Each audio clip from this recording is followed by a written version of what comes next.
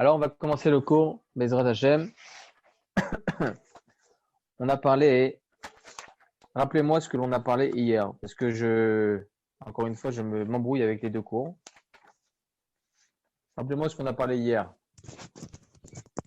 Pour faire le thé, et on avait repris l'histoire de la louche, enfin, Kelly Rishon dans la Dafina. Ah oui, oui, voilà, très Après, bien. on était passé sur le thé, Kilish Lishi et la cuisson du sachet de thé. Ok, très bien. Très, très bien. Merci beaucoup. Alors, il faut savoir que selon ce qu'on a lu dans le Shulchan Aruch, il y a écrit comme ça dans le Shulchan Aruch, voilà, une petite seconde. Hop, on a lu comme ça dans le Shulchan Aruch, comme il était rapporté dans la Mishnah, que toute chose qui avait été cuite au préalable, on a le droit de le réchauffer pendant le Shabbat. Très bien. Sauf certaines choses, comme on a vu dans la Mishnah, Koulias Espenin, par exemple, c'est une sorte de poisson qui est très très salé, qu'on ne peut consommer que en y versant une eau chaude par-dessus. Très bien.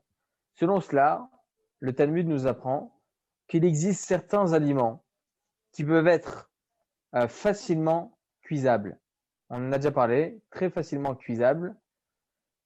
Et ce genre de choses, justement, on essaie d'être plus strict à leur sujet. On a déjà dit dans ce cours que uniquement le premier ustensile, tel que le kumkum, une marmite, en tout cas l'ustensile qui se trouve sur le feu, a les capacités de cuire. Cette marmite-là, ce kumkum, cette bouilloire, n'importe en tout cas l'ustensile de base, a les capacités de cuire. Mais lorsque l'on va verser de ce kumkum, de cette marmite ou n'importe, on va verser dans une assiette, dans un verre ou n'importe, le second ustensile qui est appelé kli n'a pas les capacités de cuire. N'a pas les capacités de cuire, c'est impossible. D'ailleurs, on l'a déjà dit aussi hier, que vous allez faire, d'ailleurs, vous pouvez le voir, ça, lorsque vous faites bouillir de l'eau dans votre kumkum, dans votre bouilloire, n'importe que c'est, vraiment, ça bout. On voit les bulles et tout ça. Lorsque vous versez directement dans votre verre, vous ne verrez plus aucune bulle que ça boue, quoi. Ça boue plus du tout. Pour quelle raison? Parce que le kli donc le verre en l'occurrence, lui, il va arrêter complètement la cuisson à cause du fait que les parois sont plus fraîches que la température ambiante de l'eau. Donc en fait, ça va donner comme un coup comme ça à l'eau et ça va arrêter la cuisson. Pour cela que nos sages nous ont appris qu'on n'avait aucun problème de prendre un aliment qui n'avait jamais cuit, qui n'a jamais cuit, et de le mettre dans un kli. Ok? C'est-à-dire, selon cela, on apprend que si vous avez une assiette, vous versez dans cette assiette de la soupe, par exemple, ou n'importe quoi, un aliment qui était dans la marmite, vous le mettez maintenant dans votre assiette. Vous avez le droit de rajouter du sel, du poivre, du cumin, n'importe, du paprika, n'importe. Vous avez le droit de rajouter n'importe quel aliment dedans. Ok? Pour quelle raison? Parce que cliché le mevaché, c'est-à-dire que le second ustensile, donc en l'occurrence le verre ou l'assiette, ne pourra avoir aucunement la possibilité de cuisson. Ça ne pourra jamais cuire. Très bien. Pour revenir à notre sujet, donc le second ustensile ne pourra jamais cuire. En tout cas, par rapport à notre sujet. C'est pour cela qu'on a le droit de rajouter du sel, du poivre, du cumin, du paprika, n'importe. Dans notre assiette, vous avez un plat, il vous manque du sel, il n'y a aucun problème de rajouter. Vous avez le droit de rajouter du poivre. Tous ces aliments-là, toutes ces épices n'ont jamais cuit. Le poivre, il n'a jamais cuit. Ok, il a été moulu et tout ça, ça n'a jamais cuit. Donc, faire attention, juste un truc. Par rapport au poivre, vous avez aujourd'hui des poivriers. Ok, du poivre qui se moule comme ça. Vous avez ça dans les grandes cuisines ou même maintenant, au jour d'aujourd'hui, chacun chez soi. Ça, c'est interdit pendant Shabbat de l'utiliser. Pour quelle raison? Parce qu'on a un interdit de moudre pendant Shabbat. Interdit de moudre. Donc, faire attention, voilà, je ferme la parenthèse. En tout cas, le poivre normal, il n'a jamais cuit. Et quand bien même, on a le droit de le rajouter sur notre plat qui se trouve dans mon assiette.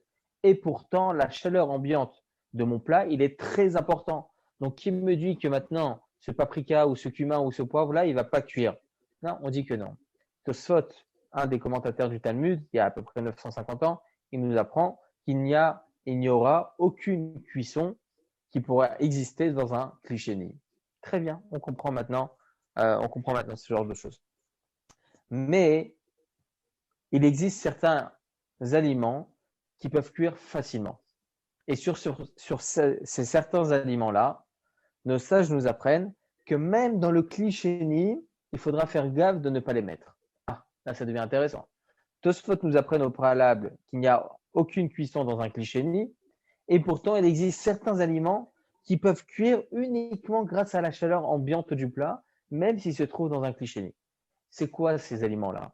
C'est quoi ces aliments? Alors regardez, le Mishnah Berurah, Chafetz Chaim, ok? Il nous apprend ce que j'ai dit au préalable, les chawra, ça doit être faux. Il semblerait que c'est faux. Je vais vous expliquer pourquoi c'est pas faux. Mais en tout cas, le Mishnah Berurah nous apprend que toutes les épices et tout ce qui est haché de manière assez fine, donc comme toutes les épices, et tous les aliments qui sont assez molles, comme ça, assez mous, alors ce genre de choses peut cuire très très facilement. Très facilement. Et donc, il semblerait qu'il soit interdit de rajouter n'importe quelle épice dans notre assiette. Mais il sera interdit de faire beaucoup de choses. Pourquoi? Parce que ces épices-là sont considérées comme étant des kalé à bichouk, des aliments qui peuvent être très facilement cuisables. Donc ça, c'est l'avis du Mishnah Berurah. Mais le Rav Yosef Zichrono Livracha, il nous apprend que non. Les épices, il n'y a aucun problème. Le sel, le poivre, le paprika, le cumin, toutes ces épices, il n'y a aucun problème. Les seules choses qui sont problématiques, c'est ce qui est rapporté déjà dans le Talmud, et on ne rajoute pas sur ce qui est rapporté dans le Talmud. Le Talmud nous apprend par rapport à un œuf. L'œuf, vous le prenez, vous le mettez dans un ustensile. On va dire que vous avez versé de l'eau chaude de votre koum, de votre bouilloire, vous l'avez versé dans un récipient. Vous mettez un œuf cru à l'intérieur de ce récipient alors que l'eau est encore assez chaude. Alors là, vous faites un interdit de bichou pendant Shabbat, de cuire pendant Shabbat. Pour quelle raison? Parce que tout l'œuf, en fait, le blanc d'œuf, il va cuire un petit peu à l'intérieur. Il va cuire un petit peu à l'intérieur. Et donc là, on va interdire donc cette cuisson-là. C'est pour ça qu'il faudra faire attention de ne pas mettre ce genre d'aliment dans son cliché, même dans son cliché. Maintenant, la question qui est posée, d'accord, très bien, vous avez dit maintenant que l'œuf, c'est interdit. Mais est-ce qu'il y a il y a quelque chose d'autre ou pas? Est-ce qu'il y a d'autres aliments qui sont facilement cuisables? Alors, on a parlé hier effectivement du thé. Les sachets de thé, à l'intérieur, il y a des plantes qui ont été séchées. Ils ont été séchés. Lorsque vous allez utiliser un sachet de thé, directement, lorsque vous allez le mettre dans l'eau, ça va directement se diluer. Ça va se diluer. Vous le voyez. Vous prenez après le sachet de thé, vous le ressortez. Ce qui est à l'intérieur est complètement collé. Il n'y a plus vraiment d'arôme, sauf si vous ne l'avez pas laissé 1 à 2 minutes. Si vous le retirez après 2 minutes, vous le remettez après dans un autre verre, ce qui va rester comme coloration, ce qui va rester comme arôme de ce thé, c'est uniquement ce qui est resté grâce au premier verre. Mais en réalité, il ne devrait rien rester dans ce thé-là. C'est pour cela qu'il faudra faire attention. Qu'un sachet de thé, on n'aura pas le droit de le mettre dans notre verre alors qu'on a versé directement du kumkum.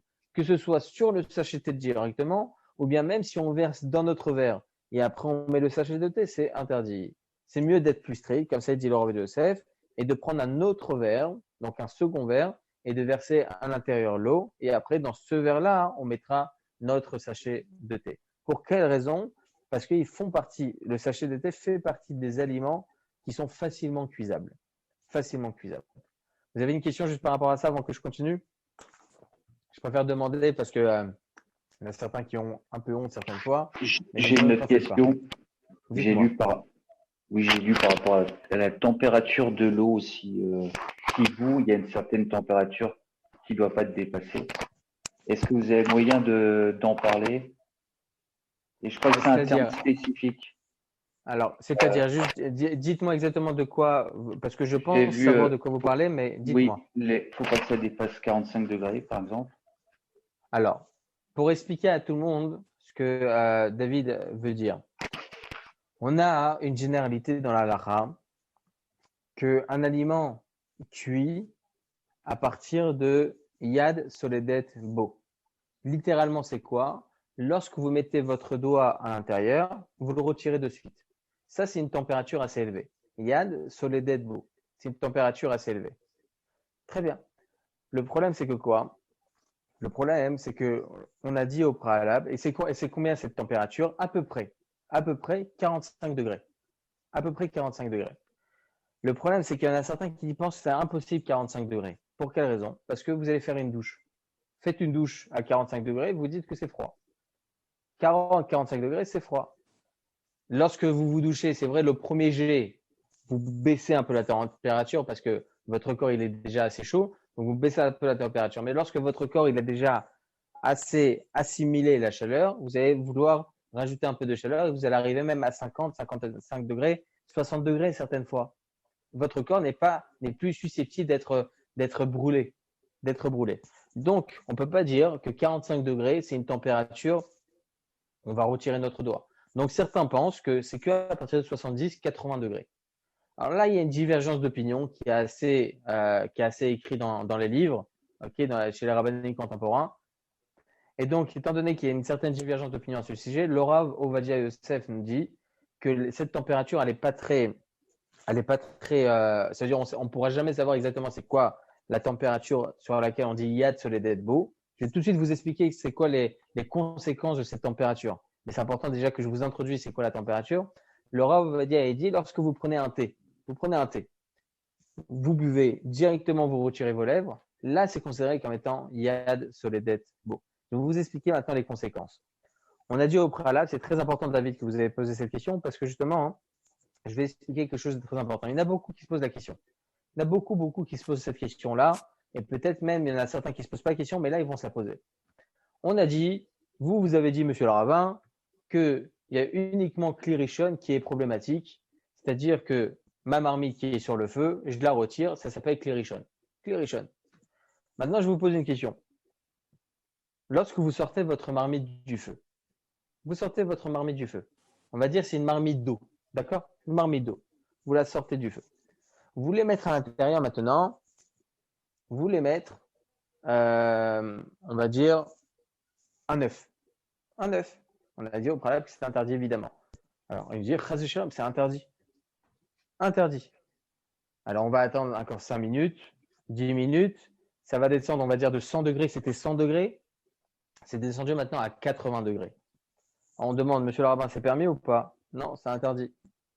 On va attendre encore 10 minutes. Ça va descendre à 60 degrés. Monsieur le rabbin, c'est permis ou pas? Encore interdit. C'est combien? Et on nous dit quoi à la fin? On va dire que ça descend à une température de 35 degrés, 40 degrés, 35 degrés, 30 degrés. Ça, c'est permis. Là, ça va que refroidir. Parce que là, c'est plus à une température de Yad Soledad Bo. Là, la capacité de cuisson n'est plus présente. La capacité de cuisson, c'est uniquement à partir de 45-50 degrés, comme on a dit. Très bien. Alors que ça, c'est Kli Rishon. Vous prenez un Kli Sheni. Écoutez bien. Vous prenez un Kli Sheni.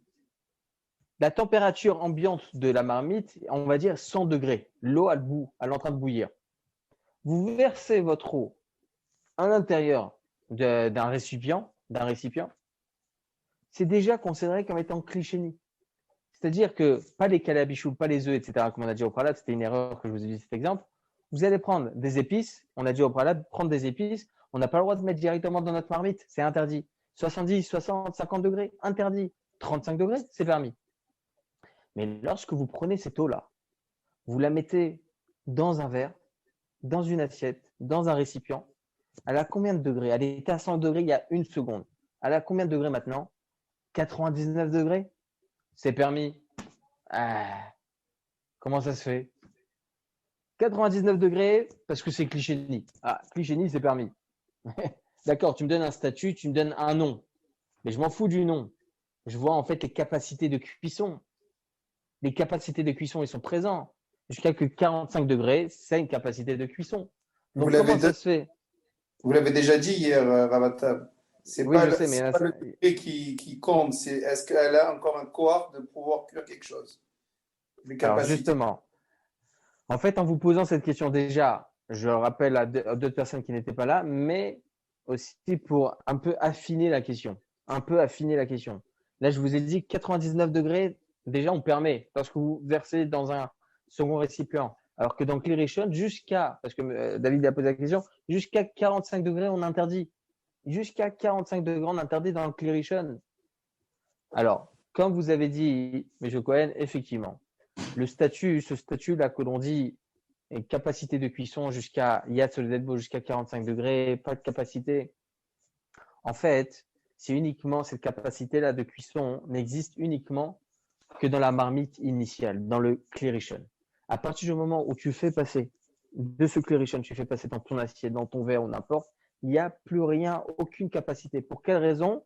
Parce que comme vous avez dit, Tosfot nous apprend la chose suivante. Les parois de l'assiette, les parois du verre vont venir donner, ils vont entrechoquer la chaleur et ça va uniquement refroidir l'aliment qui se trouve à l'intérieur. C'est vrai que votre verre, il va devenir brûlant. Certaines fois, vous ne pourrez pas le prendre dans vos mains. Donc, en fin de compte, les parois du verre, ils vont être chauds. C'est pas que les parois du verre, ils sont chauds.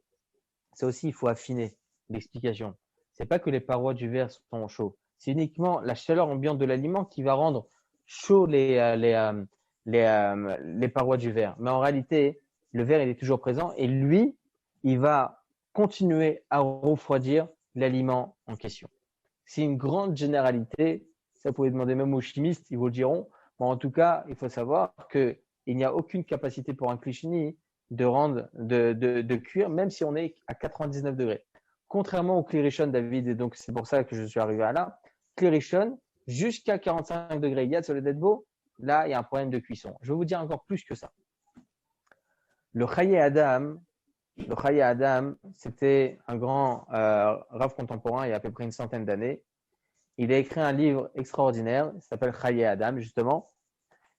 Il a écrit sur les lois de Tfila, de Shabbat, etc. Mais il a écrit aussi sur tout ce qui est les interdits de mélange, interdits, permis et tout ça. Bon, il a écrit plusieurs sfarim, plusieurs livres. Et pourtant, lui, c'était une personne qui travaillait jour et nuit. Incroyable. Une sagesse extraordinaire. Et le Chaye Adam, lui, il dit, il ne comprend pas la vie de Tosfot. Il dit, comment tu peux dire que les parois, c'est elles qui vont faire refroidir? En fin de compte, tu verras, il pose cette question que je vous ai posée au préalable. En fin de compte, tu vas voir qu'à 99 degrés, ça va pouvoir chauffer. Et donc, lui, le Chaye Adam, il est d'avis que tant que l'eau ou bien tout aliment, il est encore une température de Yad Soledetbo, donc 45 degrés à peu près, je vous dis à peu près 45 degrés, même s'il se trouve dans un Klisheni, interdit. Donc, selon lui, interdit de mettre des épices et tout ce genre de choses directement dans son assiette. Encore une fois, selon la halakha, on ne tient pas comme ça, mais en tout cas, il est important de connaître aussi son avis. On a dit que selon la halakha, et comme ça on conclut la halakha, qu'à partir du moment où vous versez de votre marmite, vous versez dans votre assiette, vous avez tout à fait le droit de rajouter des épices, du sel, etc. Par contre, oui. Si on passe du Keli Rishon au Keli Sheni en transvase, d'accord? Est-ce que de transvaser maintenant du Keli Sheni au Keli Rishon d'origine, le Keli Rishon devient Keli Shlishi? Non, parce que j'explique votre question. Il garde toujours son statut tant que les parois de ce Klirishon, de cette marmite, ne sont pas descendues. Ils ne sont pas descendues. Ok. Ok, très bien. J'ai une question également. Oui, dites-moi. S'il vous plaît, Ravatab. Quand j'ai une bouilloire, par exemple, sur une plata où il y a de l'eau chaude dedans, je veux me faire un café, est-ce que j'ai le droit de retirer de la plata, de la mettre dans un verre et de le remettre sur la plata? Parce que du coup, comment c'est si au moment où je le remets, est-ce que l'eau qui est dedans, est-ce qu'elle est peut-être à plus ou moins de 45 degrés? Alors, ce que vous dites, vous, c'est écrit dans le Siman, 253 du Shulchan Aruch. C'est une grande généralité qui est rapportée aussi dans le Talmud, dans le traité Shabbat, que lorsque vous retirez un aliment de votre feu, à l'époque, c'était que le feu, il n'y avait pas de platane ni rien. Ok? Alors, il faut faire attention, étant donné qu'il s'agit d'un aliment liquide, on a déjà dit au préalable qu'un aliment liquide, il y a une surcuisson.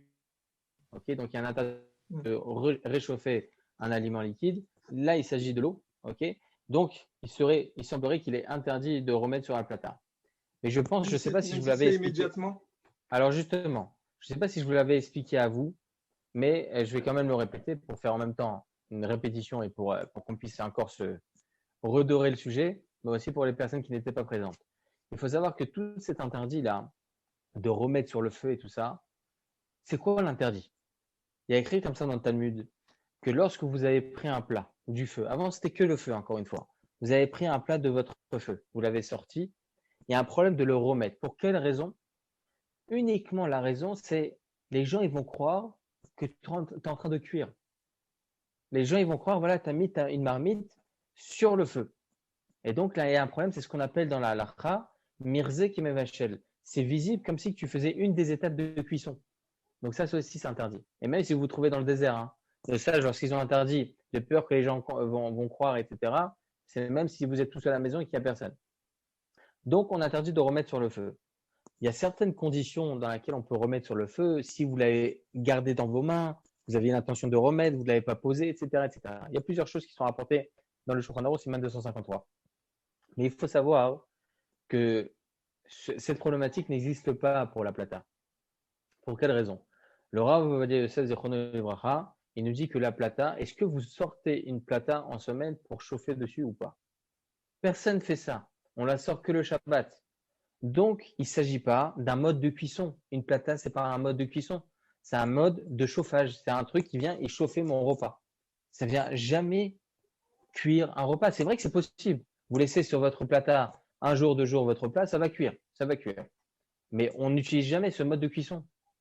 Donc, étant donné qu'il ne s'agit pas d'un mode de cuisson généralisé dans le monde, donc il n'y a pas de problème que les gens ils vont croire qu'il n'y a pas de… Les gens ils vont penser que… Donc, c'est pour ça que si vous avez un plat, vous l'avez retiré de votre plata, vous avez le droit de remettre sur votre plata sans aucun problème. Dans votre cas, encore plus. Vous l'avez sorti votre eau de la plata, vous avez versé dans votre verre, vous aviez déjà l'intention de remettre, donc là, il n'y a plus de problème. D'accord. Et pour l'eau, elle est à combien sur une plata, l'eau, à peu près? Parce que est-ce que du coup, 82, à peu près 80 degrés. donc du coup, il n'y aurait Pas aucun plus. problème à prendre l'eau, à la mettre dans un kéli chéni, à le remettre juste après, ça ne redescendra pas en dessous de 45 degrés, on est bon, quoi. Non, non, non. Non, Ouais. non, non. D'accord. Ah, il faut vraiment le laisser longtemps. Vous dites quelque chose de très intéressant, et ça, je vais expliquer à tout le monde. On avait déjà dit au préalable qu'on n'a pas le droit de réchauffer un aliment qui est liquide. Je le répète. Ok, un aliment qui est liquide, interdit de le réchauffer pendant le Shabbat. Très bien. Maintenant, à partir de quand c'est considéré comme étant réchauffé? À partir de quand? Il faut savoir que le Shulchan Aruch nous dit la chose suivante: si ça a refroidi. Il y a écrit, je vous lis exactement les mots, il y a écrit comme ça dans le Shulchan Aruch, il y a écrit comme ça, que quand est-ce qu'on considère qu'on n'a plus de droit de remettre un plat liquide? C'est uniquement si il est descendu à une température de Yad Solededvo. Ok, s'il est descendu de cette température-là, c'est un problème. Un problème, on n'a pas le droit de remettre sur notre plata pendant Shabbat. Et donc là, ce que vous dites, vous, étant donné que la plata elle est à 80 degrés, lorsque vous allez verser votre eau, ok, vous allez remettre directement après dans votre marmite d'eau sur la plata, ça n'aura pas descendu à 45 degrés en quelques instants. C'est impossible. Ok. Voilà. Merci. D'autres questions? Alors, on continue. On continue, Bezrat Hashem, et là, on va arriver… Oui, dites-moi. J'ai une autre question, excusez-moi. Vas-y. Est-ce que j'avais cru comprendre que au niveau, parce que en fait, c'est une question pratique que je me pose pour le café du coup, mais j'avais cru comprendre que au niveau de remettre un récipient sur une source d'eau chaude, donc il y avait deux avis, il y en avait un qui était à peu près 45 degrés, un autre qui était 70 degrés ou quelque chose comme ça, et que du coup, en fait, il faudrait, comme c'est une Melacha Deoraita, eh bien, il faudrait peut-être prendre en compte un avis plus strict en remettant sur la plata ou quoi. Moi, du coup, j'ai arrêté carrément de le faire parce que j'avais peur, du coup, que Sur peut-être c'est interdit. quel, pour que ce soit plus clair, donnez-moi un exemple. Eh ben, dans le cas de l'eau, si j'ai bien compris, il y a un avis qui dit que c'est 45 degrés et un autre avis qui dit que c'est dans les 70 degrés à peu près. Oui, Donc, oui, oui. si je retire l'eau de la plata avec la plata à 80 degrés, est-ce que ça peut descendre? Non? Non. Et Non. même si ça descend un petit peu, c'est pas grave. On ne fait pas attention à cet avis. À cet avis-là. Ok, merci. Ok. En tout cas, il faut acheter un concombre là. C'est plus simple. Ouais. Top, on continue. Merci. Maintenant, par rapport à la menthe. Vous voulez faire un thé pendant Shabbat, on a parlé des sachets de thé. Très bien. Maintenant, vous avez de la menthe même. Vous avez des feuilles de menthe. Les feuilles de menthe, est-ce que vous avez le droit pendant Shabbat les mettre directement dans votre verre ou pas? Les sachets de thé, on a dit non, il faut un deuxième verre. Ok, donc le kli shlishi. OK? Mais est-ce que la menthe elle-même, elle est considérée comme les sachets de thé ou bien on pourrait être plus souple? On pourrait mettre directement ces branches de thé-là directement dans notre thé ou pas? Tout d'abord, je vais préciser quelque chose d'important sur un autre sujet, mais ça revient à cela. C'est très important de le faire comprendre à ceux qui ne le savent pas.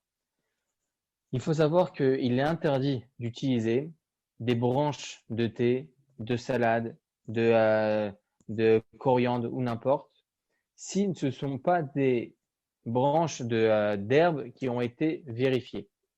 Comment on vérifie ce genre de branches? Il faut savoir qu'au jour d'aujourd'hui, c'est presque impossible. Il existe aujourd'hui des serres où ils font une pousse spéciale. Ici en Israël, ce qu'on appelle le gouche katif. Bien évidemment, le gouche katif, il a été rendu, etc., par les accords de paix, soi-disant de paix, mais bon, les accords de paix et tout ça, donc on n'a plus vraiment le gouche katif, mais on a d'autres sortes de pousses extraordinaires en Israël et dans le monde entier aussi, où là-bas, ils essaient de faire pousser ce genre de plantes de manière assez réservée et il ne peut y avoir que très, très, très peu d'insectes qui se trouvent à l'intérieur. Mais il faut savoir que les pousses normales qu'il y a, c'est très compliqué de vérifier. Très, très compliqué de vérifier. Il faut savoir, il y a écrit comme ça dans le traité Makot, dans le Talmud Makot, que celui qui consomme un insecte, c'est pire que s'il avait consommé du porc. Alors, Baruch Hashem, la plupart des juifs dans le monde font très attention. 98% des juifs dans le monde font très attention de ne pas manger du porc. C'est extraordinaire. D'ailleurs, il existe certaines choses comme ça où les juifs sont très, très, très, ils gardent énormément. Et même les personnes qui sont assez loin de la Torah, bon, ils n'ont pas appris les pauvres, mais ils reviendront à la Torah. Mais ils gardent quand même certaines traditions, comme ne pas manger de la viande interdite, ou bien de faire Kippour, le jour de Kippour, ou bien faire la Brit Mila. Ce sont ce genre de traditions-là qui ont été gardées par les juifs, la plupart du monde entier. Mais il faut savoir que de ne pas manger du porc, c'est très, bien évidemment, c'est un interdit de manger du porc, mais consommer un insecte, petit qu'il soit, c'est plus grave que si on avait consommé du porc. Alors, je ne vous donne pas la permission de consommer du porc, évidemment, ok?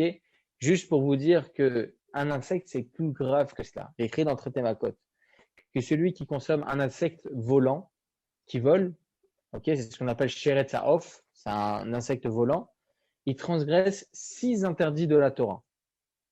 Celui qui consomme un insecte qui est sur terre, ok, qui est normal, qui rampe, alors il transgresse 5 interdits de la Torah.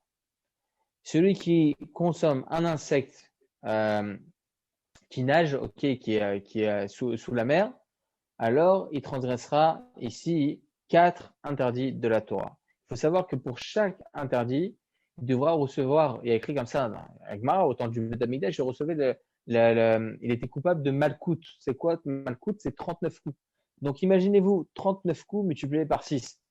Même le gars qui donne des coups, il sera fatigué. On va dire que c'est très, très, très grave. Donc faire très attention à ce genre de choses. Au point où il faut savoir qu'en France, c'est illimité. C'est-à-dire que lorsque vous allez prendre une plante, vous allez prendre de la menthe ou n'importe, ces plantes-là, c'est évident qu'il y a des insectes. Et des dizaines et des centaines d'insectes. Des centaines d'insectes. Alors, il y en a qui vont vous dire, on va super bien vérifier. Quoi, à l'époque d'avant, lorsqu'il n'y avait pas toutes ces serres, etc., il y a 200 ans, 300 ans, quoi, ils ne mangeaient pas ce genre de choses? Si, ils mangeaient. Alors, comment ils faisaient? Alors, bien évidemment, il y a certaines façons de vérifier, de regarder, mais qui est très complexe. Vous prenez une menthe, par exemple, vous prenez de la menthe. Il faut la laver. Il faut mettre de l'eau. Ensuite, il faut la brosser. Chaque feuille, il faut la brosser. Et après tout ça, s'il vous reste quoi que ce soit, ok, parce qu'il ne restera plus rien, il faudra vérifier, il faudra laver, il faudra mettre cette feuille-là, s'il reste quelque chose, au soleil pour voir s'il n'y a pas à l'intérieur de la feuille des insectes. Il faut savoir que dans la feuille même, il y a là-bas comme des colonnes internes où les insectes peuvent s'infiltrer à l'intérieur. Donc, c'est très, très, très, très difficile de vérifier.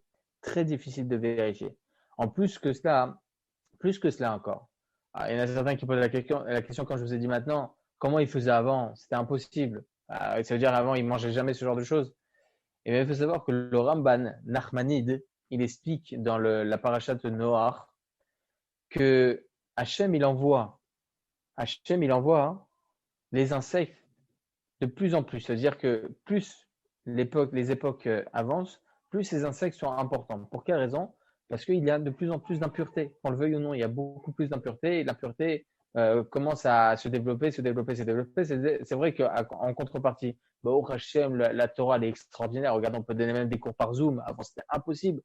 Mais plus il y a de la pureté, plus il y a aussi de l'impureté. Donc, plus l'impureté est générée, plus les insectes sont importants. Donc, au jour d'aujourd'hui, il y a beaucoup d'insectes. Donc, il est évident que c'est presque impossible de vérifier ce genre de feuilles aujourd'hui. Il faut faire vraiment, vraiment, vraiment très attention. Très attention. Donc, j'ai juste une question, s'il vous plaît, sur les insectes. Ça, je comprends pas pourquoi on dit ça. Dans le traité Makot, on dit que celui qui mange un insecte, il transgresse plusieurs interdits. Par contre, je comprends pas pourquoi on dit que c'est plus grave que consommer du porc, parce que premièrement, celui qui va consommer les insectes, il va être shogeg, alors que celui qui va manger du porc, il va faire ça de manière interdite. Et deuxièmement, comme on dit chez Srar, Avera, Avera, ça veut dire que le kiff de l'Avera, c'est une Avera en soi. Donc, c'est-à-dire celui qui va manger du porc, il va kiffer son Avera en plus. Alors qu'un insecte, il n'y a aucun plaisir à avoir. Alors, je vais vous poser une question. Transgresser quelque chose avec kiff ou sans kiff, y a-t-il une différence ou pas? Au niveau de la punition, je vous parle. Non.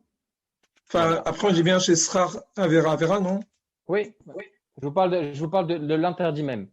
Oui. L'interdit même. La personne, elle aura transgressé la chose. Et elle va kiffer. Voilà. Ok. D'ailleurs, il faut savoir que le Rambam nous apprend comment on peut accomplir la mitzvah on a un interdit de la Torah de ne pas manger du porc. Ok. Comment on peut accomplir cette mitzvah? Vous passez devant une boucherie, pas halal, hein, parce que c'est impossible, vous allez trouver là-bas du porc. Mais vous passez devant une boucherie, vous allez voir du porc là-bas, vous allez dire « Ah, j'aurais bien aimé acheter ce porc, mais je ne peux pas parce que la Torah me l'interdit. » Et là, vous allez accomplir la mitzvah de ne pas manger du porc. C'est incroyable, c'est intéressant. En tout cas, pour répondre à votre question, évidemment, lorsque la personne elle va transgresser l'interdit en question, évidemment, vous avez tout à fait raison, c'est très, très, très, très grave. En fin de compte, ça sera un interdit. Un seul interdit. Très grave, certes, mais un seul interdit.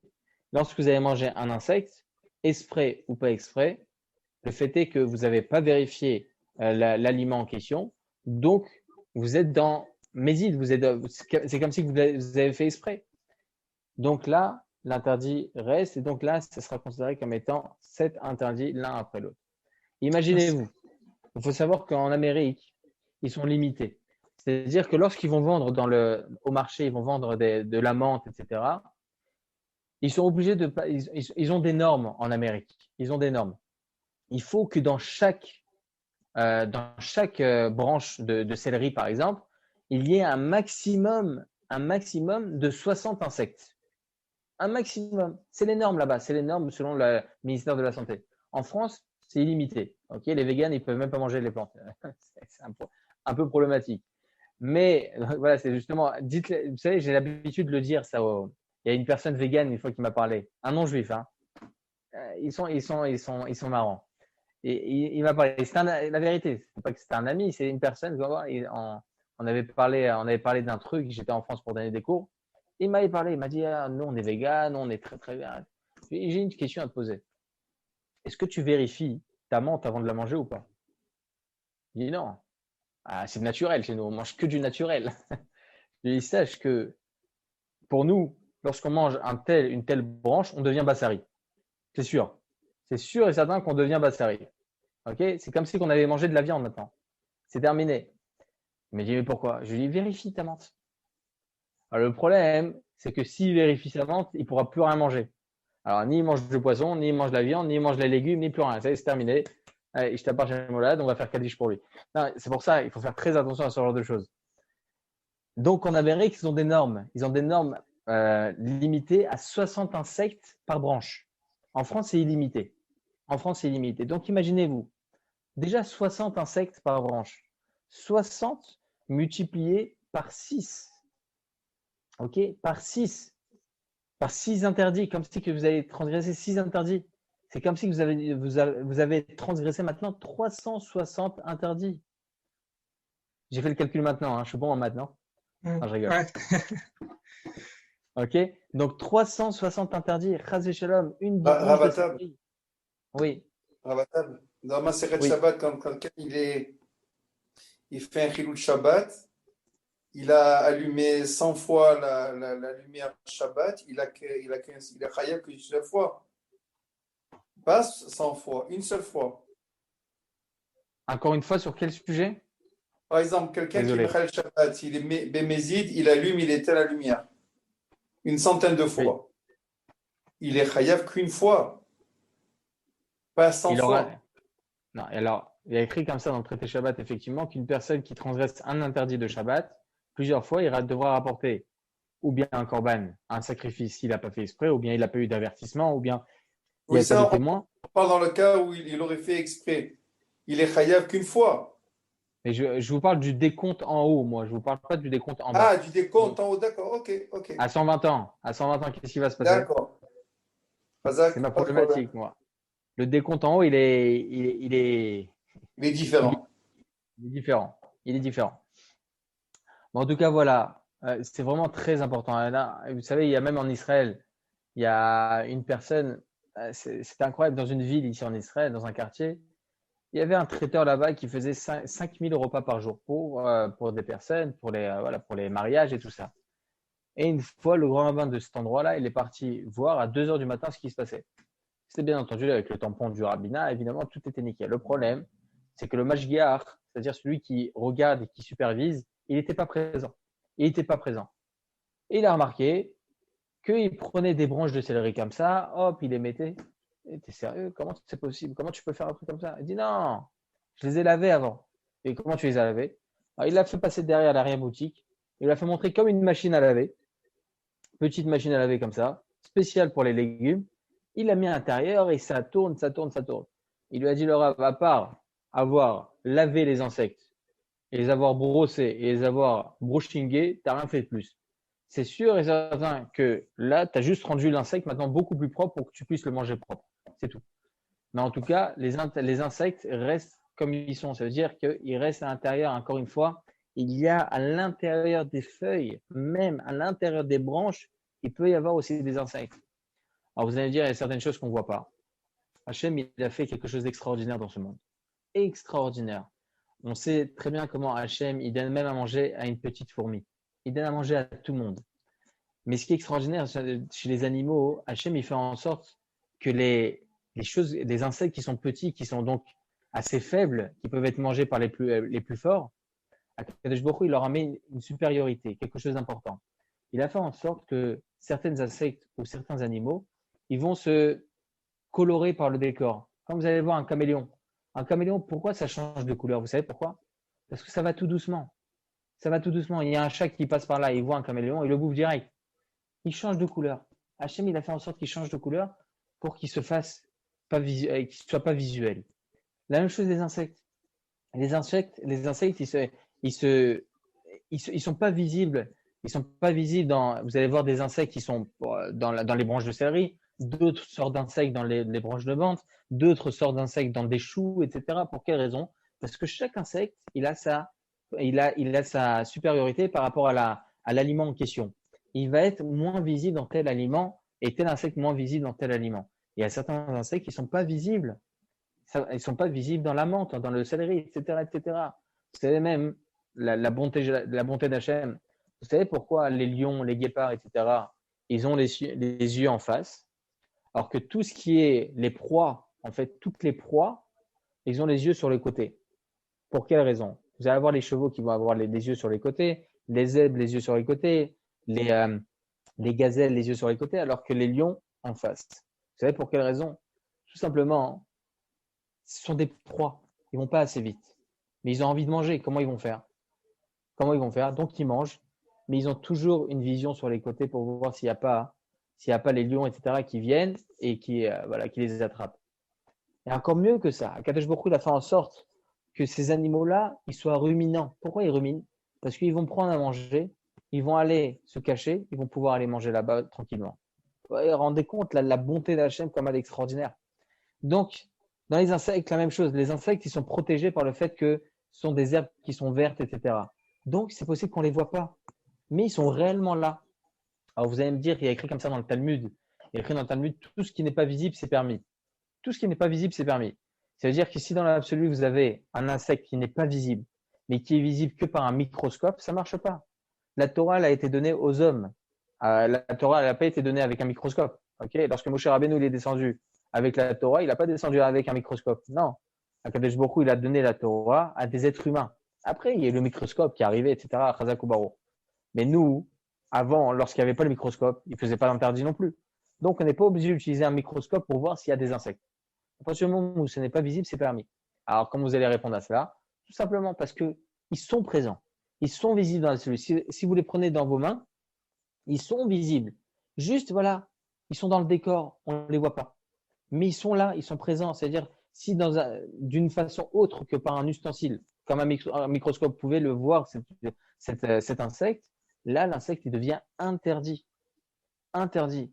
Donc, il faut faire vraiment, vraiment très attention à ce genre de choses. Tov, pour revenir à notre sujet. En tout cas, est-ce que la menthe, on a le droit de la mettre dans l'eau chaude directement pendant Shabbat? L'eau chaude qui se trouve donc dans mon verre. J'ai versé de l'eau chaude directement dans mon kumkum. Et maintenant, j'ai envie de mettre de la menthe à l'intérieur. De la menthe permise, encore une fois. Faire attention. Alors, il faut savoir que selon la halakha, la menthe n'est pas considérée comme étant un aliment qui cuit rapidement. Pour quelle raison? Vous allez voir, certaines fois, de la menthe, lorsque vous allez la mettre comme ça dans votre thé, ça va bien macérer, etc. Ça va donner une belle couleur. Mais après, vous pouvez remettre cette menthe-là, vous pouvez la remettre après dans un autre thé. Et il y aura encore de la couleur dans 2-3 thés comme ça. Pour quelle raison? Parce que ça prend du temps pour que ces branches de menthe puissent cuire. D'ailleurs, ces branches de menthe, en général, vous le mettez même dans une dafina, n'importe. Vous faites cuire avec un aliment. Ok, vous faites cuire dans votre marmite. Donc, ce genre d'aliment ne se cuit pas facilement, ne se cuit pas rapidement. Donc, c'est pour ça qu'il est permis, pendant Shabbat, de prendre ces feuilles de menthe-là et de les mettre directement dans votre verre d'eau chaude. Mais faire attention encore, je voulais préciser cela, on finira avec ça. Je sais qu'aujourd'hui, j'ai beaucoup parlé du sujet, mais c'est aussi très, très important que même les herbes qui sont permises, donc la menthe qui est permise, donc avec le tampon et tout ça, où il n'y a pas de problème, du gouche catif et tout ça, ça aussi, il faut vérifier. Pour quelle raison? Parce qu'au jour d'aujourd'hui, étant donné qu'il existe beaucoup de firmes qui font ce genre de fabrique, alors ils ont donné une norme selon la loi qui peuvent laisser passer jusqu'à 8 insectes par branche. Donc il y a des insectes.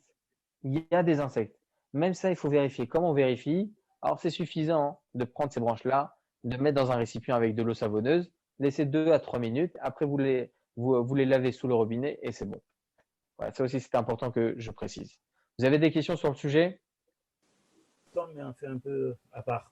Lorsque on passe dans la rue, on passe devant des restaurants goy, vous savez, qui font des grillades, qui font des odeurs de cuisine. Bien sûr, c'est pas cachère, mais le fait de respirer ces odeurs, il n'y a pas d'interdit. Le Talmud nous interdit de respirer les odeurs de Avodazara, d'idolâtrie, mais pas des aliments qui sont interdits. Donc, on ne se bouge pas le nez quand on passe devant. Non, au contraire, vous dites, bon, prochain, je ne peux pas manger ça, et vous accomplissez la misère de ne pas manger les choses qui ne sont pas cachées. Être tenté, en fait. D'accord, ok. C'est bon, merci. D'autres questions? Alors, j'ai une question, alors je ne sais pas, c'est au niveau du… ce que j'ai l'habitude de prendre, c'est des feuilles iceberg. Ce qui paraît, c'est lavé au Karcher, tout ça. Alors, est-ce qu'il faut quand même nettoyer? Alors, toutes les herbes qui sont… Il faut savoir que l'iceberg, en France, c'est la seule qui est autorisée. La seule qui est autorisée, qui est similaire, en fait, à celle du gouche catif en Israël. Mais même celle-ci, il faut laver. C'est-à-dire, il faut mettre dans l'eau savonneuse et attendre 2-3 minutes et après faire passer sous le robinet. Je sais que c'est compliqué, hein. Je sais que c'est très compliqué, mais ça vaut le coup. Une question. Oui. Est-ce qu'on peut mettre du vinaigre justement pour faire sortir les insectes dans l'eau plutôt que mettre du savon? Ah oui, du vinaigre aussi, c'est bon. Oui. Ok. Parce qu'en fait, je vais vous expliquer pourquoi on demande du savon. Parce que tout simplement, ces insectes-là, ce genre d'insectes qui restent même dans les herbes qui sont vérifiées, ce genre d'insectes-là ne rentre pas à l'intérieur de l'herbe même. C'est vraiment extérieur, c'est superficiel. Donc, à partir du moment où vous allez mettre du savon, ils vont glisser. Ok. C'est pour ça qu'on demande du savon. Le vinaigre, ça fait le même principe, donc il n'y a aucun problème. Je disais, des fois dans les magasins cachers, on trouve des salades toutes prêtes à consommer, qui viennent d'Israël avec un tampon cachère. Comme quoi, c'est vérifié. Prêt à consommer. Alors, oui. justement, prêt à consommer, ça dépend lesquels. Il y a écrit comme ça normalement sur les boîtes.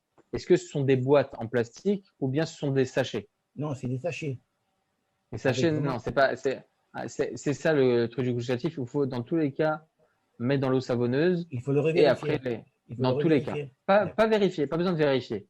Juste les mettre dans de l'eau savonneuse, attendre 2 à 3 minutes et après les faire passer sous le robinet. D'accord, ok. Donc, même sur les fraises, vous savez, les fraises, il faut savoir qu'aussi c'est la même chose. Il y a des araignées de fraises. Ce sont des araignées blanches. Ces araignées-là, hein, elles se positionnent uniquement sur le petit pore qui est jaunâtre.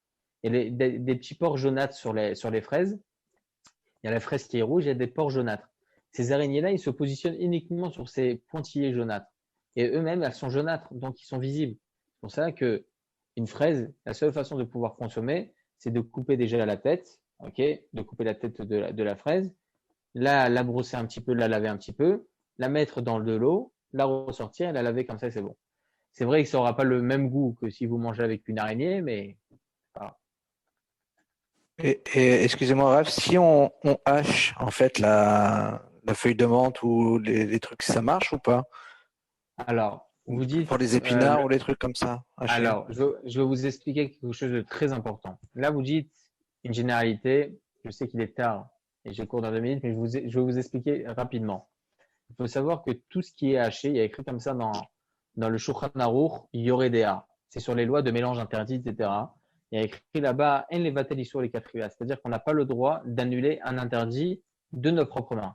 C'est-à-dire que si vous avez un mélange, on sait très bien que s'il y a une goutte de lait qui tombe dans un mélange de viande, s'il y a 60 fois la quantité, c'est bon. Ah, vous vous rendez compte, il y a 59 fois la quantité. Vous n'avez pas le droit de rajouter un peu d'eau. Non, c'est interdit. Vous n'avez pas le droit de rajouter pour annuler. Très bien. L'interdit en question, ce sont des insectes.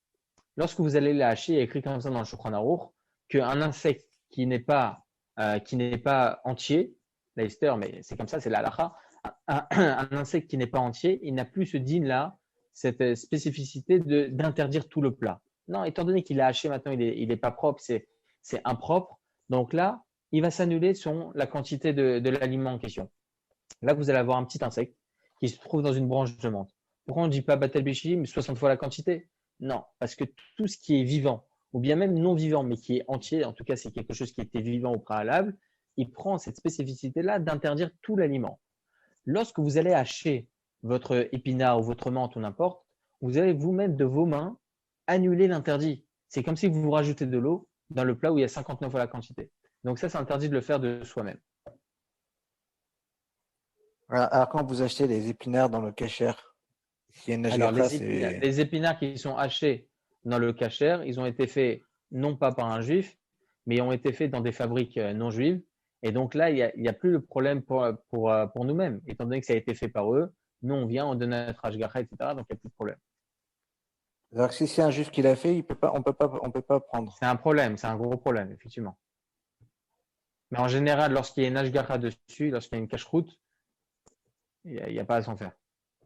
Et quoi? Donc j'ai le droit de demander à un goy de le faire pour moi? Non. Si ça a été fait dans une fabrique de non-juifs, dans une usine et tout ça, il ne faut pas que le non-juif fasse ça pour nous. Il faut que ça soit fait dans une usine pour tout le monde, pour le peuple et tout ça. Et donc nous, de l'autre côté, on le prend, on met notre tampon, bien évidemment, que tout soit bien au niveau de la cache-route et tout ça. Mais là, dans ce cas-là, oui, mais on n'a pas le droit de demander à un non-juif de faire ça pour nous. Non, c'est interdit. D'accord, merci. OK? Bon, voilà, si vous n'avez pas d'autres questions, Baruch Hashem, alors tout va bien. En tout cas, si Dieu veut, on se retrouve demain soir. On va continuer Bezrat Hashem notre sujet. Voilà, messieurs, on se retrouve demain. Erev Tov. Et merci à vous. Bonne soirée. Voilà, à demain. Merci. Razak ou Baruch, Kol Tova. Bonne À soirée, demain, bonne merci, à soirée. demain. Merci, au revoir. À demain.